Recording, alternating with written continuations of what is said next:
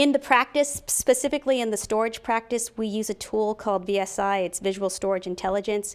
And this actually has been a great tool for us, specifically for our storage assessments and our audits. When a customer comes to us and wants to do a technology refresh or is interested in doing disaster recovery, we're able to use this tool to help map how we're going to do site-to-site replication.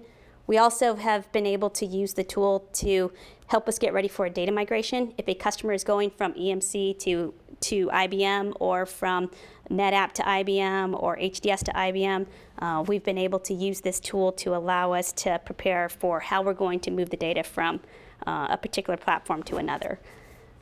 There's really three things that VSI gives us. One is it allows us to visually see the configuration so that we can understand if we need to add a new loop to the controller backend or if we can just expand what the customer currently has from an infrastructure perspective.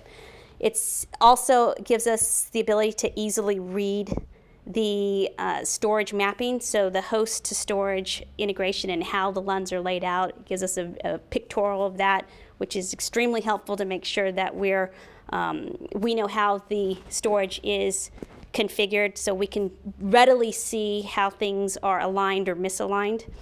And the third thing it does is it provides a color-coded analysis for us. So as a storage architect, now other people, not just people who do storage architectural design as a discipline, you can have a general systems administrator that can actually read the report and readily identify areas of concern.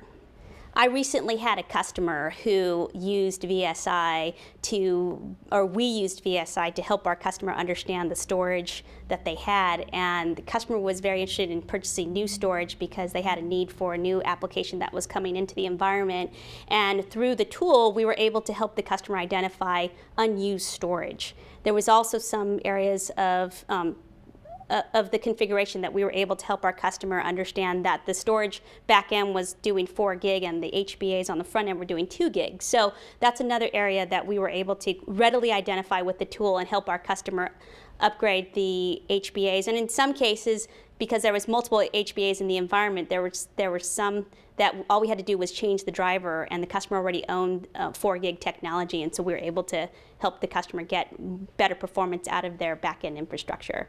And the other part we were able to do with the tool is the customer wanted to buy storage, and they only purchased the disk on the back end, but with running the tool we were able to identify that they didn't have any open loops, and so we actually had to order a card to allow them to connect the new storage. So I can definitely see how customers, and even as storage architects, that we're able to use the tool to help us better understand what the current environment looks like and what we're going to recommend to our customer.